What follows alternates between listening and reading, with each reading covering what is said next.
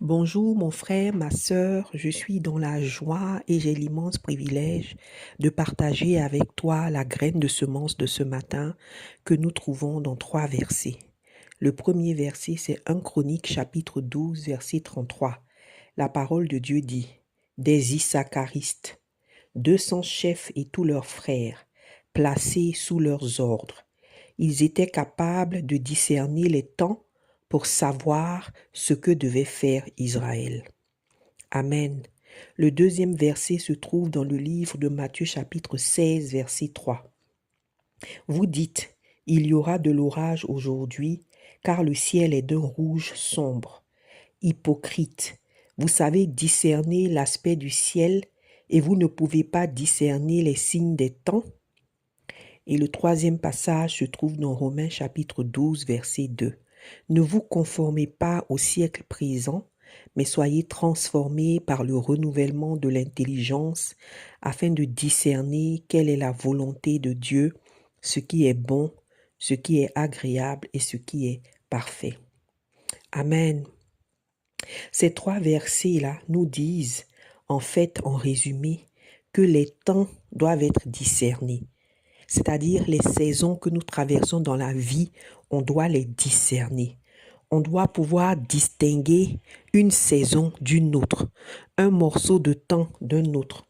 Chaque fois que le Seigneur nous donne une portion de temps dans la main, lorsqu'il nous donne une saison, ce que lui il a appelé un jour quand il créait la terre, lorsqu'il nous les donne, il faut que nous sachions discerner qu'on vient de recevoir un nouveau morceau de temps, une nouvelle saison qui vient avec quelque chose de nouveau, une saison qui est labellisée, c'est-à-dire qui est marquée et qui est différente du morceau de temps que nous avons reçu précédemment. Alléluia, les temps doivent être discernés. C'est ce que la parole de Dieu nous dit. Et lorsque nous lisons le psaume 90, le roi David l'a dit, il l'a dit à plusieurs reprises dans les psaumes. Et là, il a dit, Seigneur, apprends-moi à compter mes jours afin que je sois sage. Alléluia. Donc, il a demandé au Seigneur de l'aider à savoir compter chaque jour qu'il reçoit. Comme l'Éternel lui-même, le Père créateur, lorsqu'il créait la terre, il n'était pas obligé de compter les jours, c'est-à-dire de les distinguer les uns des autres. Mais c'est ce qu'il a fait. Il a fait ce qu'il devait faire le premier jour et il a discerné le premier jour. Le premier jour était le jour où il a créé la lumière. C'était la saison de la lumière. Et il a dit, ce fut le premier jour.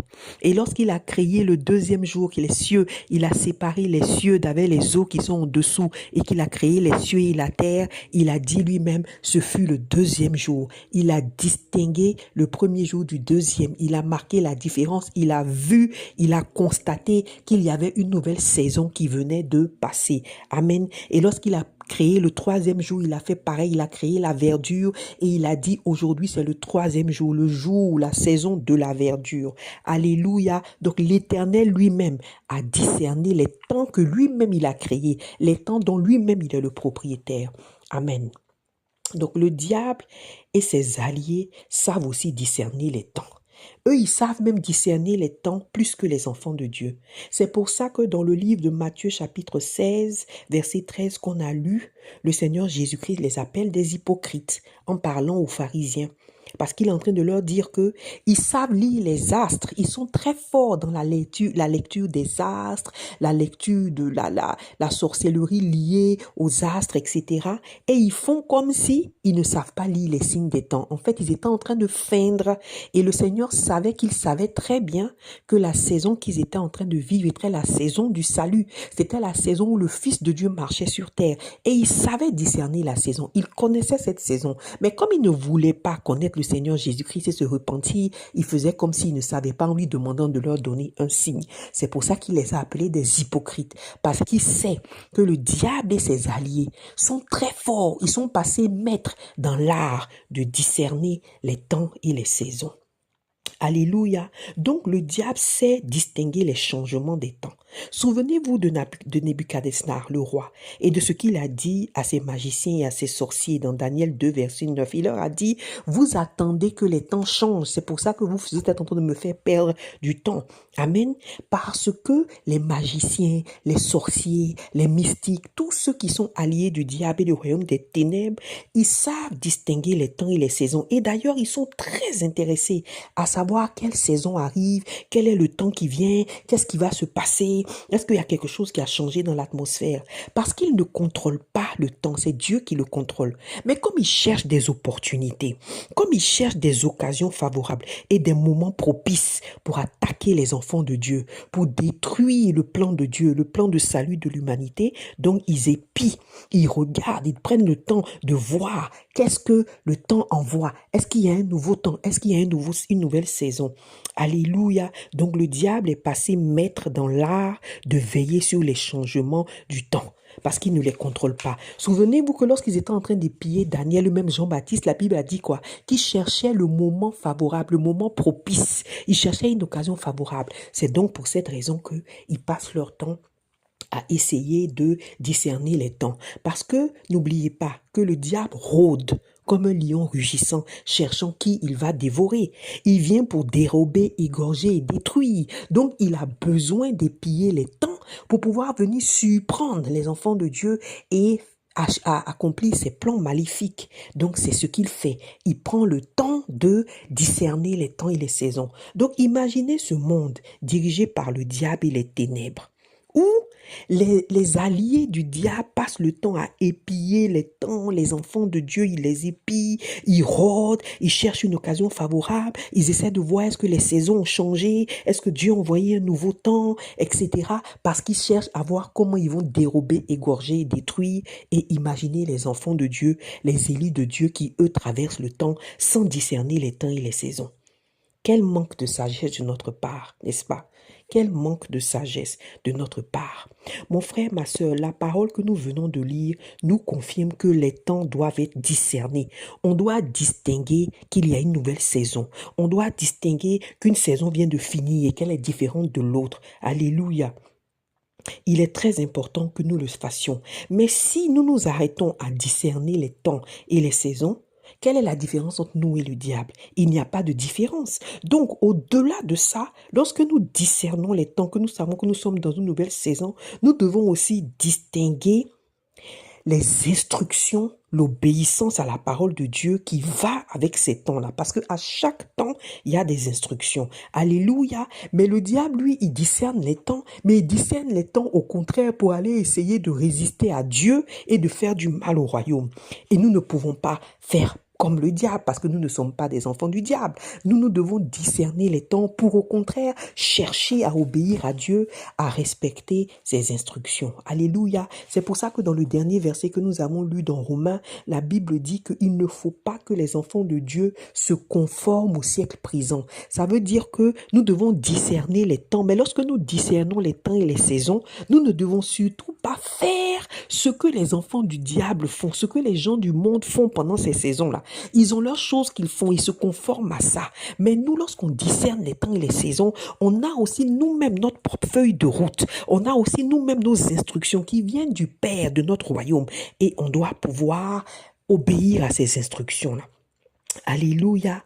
Et le livre de 2 Chroniques 12, verset 33 que nous avons lu, nous donne l'exemple des enfants de Dieu, les enfants de Issachar, qu'on appelle les Issacharistes, parce que ils avaient la capacité de discerner les saisons.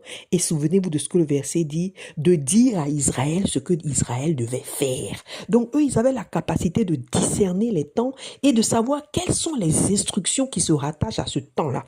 Amen.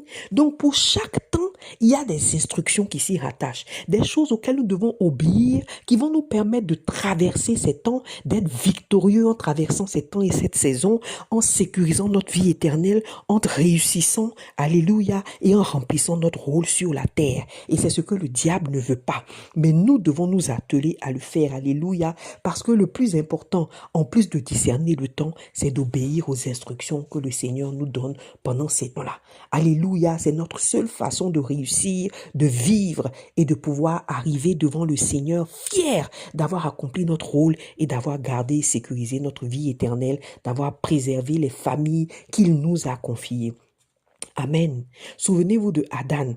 Adam et Ève ont vécu à une période où la saison, c'était la saison du règne de Dieu. Alléluia. La saison de la beauté de la création. La saison de la magnificence de l'Éternel dans la création. C'était la beauté et la joie dans Éden. Ils étaient dans cette saison. Ils n'ont pas pu discerner cette saison. Vous savez pourquoi? Parce que lorsque tu vis dans un moment où il y a la beauté, où c'est le règne de Dieu, où il y a la joie, où tout se passe bien, il faut que tu saches, mon frère et ma sœur, que le diable est en train de rôder.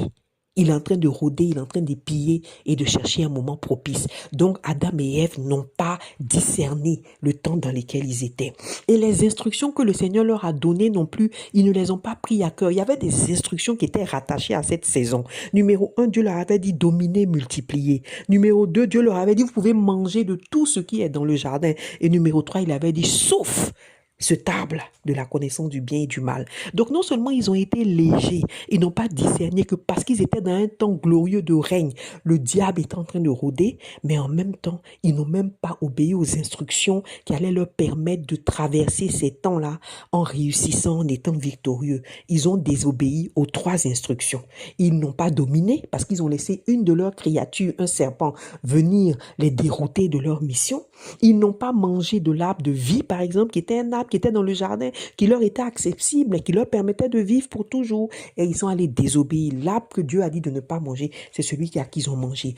Aucune conscience du sérieux des saisons dans lesquelles ils étaient, aucune réalisation qu'ils étaient dans cette saison et aucune attention à obéir aux instructions du Seigneur. Amen. Regardez même le Seigneur Jésus-Christ quand il vivait sur la terre.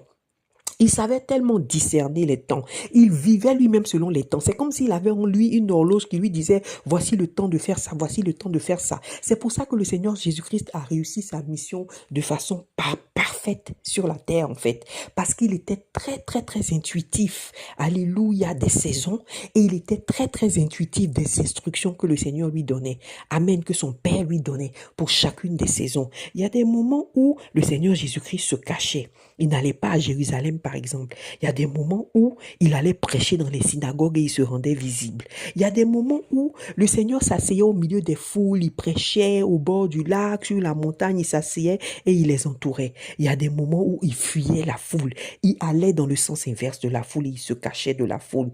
Il y avait des moments où le Seigneur mangeait et il buvait avec ses disciples, avec d'autres personnes. Mais il y avait des temps où il se privait de nourriture. Alléluia. Le Seigneur a fait des choses inouïes, des choses un peu curieuses et on ne comprenait pas souvent. Ses disciples ne le comprenaient pas. Il était imprévisible. Pourquoi? Parce que il faisait ce que le Seigneur lui disait de faire pour la saison dans laquelle il était. La seule chose qui était constante dans la vie du Seigneur, c'était le temps qu'il passait dans la prière. C'était le temps qu'il passait avec le Père.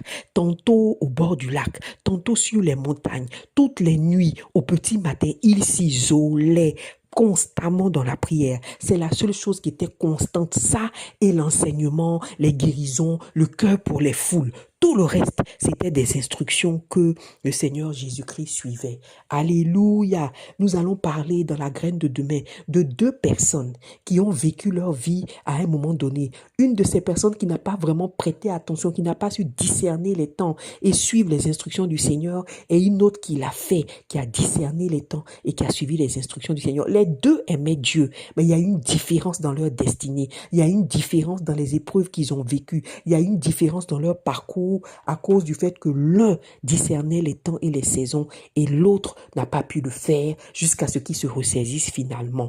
Mon frère, ma sœur, retenons en conclusion ce chapitre-là de Romains 12, verset 2 que nous avons lu, où la parole de Dieu dit « Ne vous conformez pas au siècle présent, mais soyez transformés par le renouvellement de l'intelligence. » Amen. Nous sommes étrangers sur cette terre et cette terre-là, elle appartient au diable. C'est une terre ténébreuse. Il a son plan, il a tout fait comme il veut et il a couvert ça d'un mirage pour qu'on croit qu'on vit dans un monde parfait alors que c'est faux. Alors mes frères et mes sœurs, nous devons être vigilants. Nous devons être vigilants, nous devons discerner les temps et les saisons que le Seigneur met dans notre main.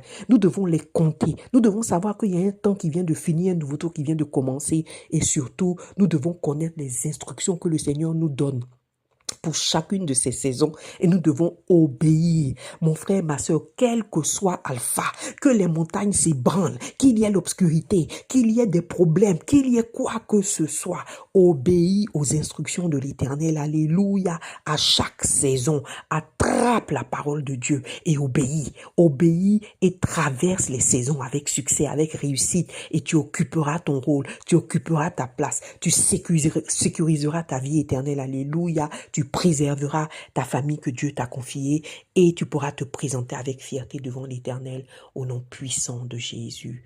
Amen.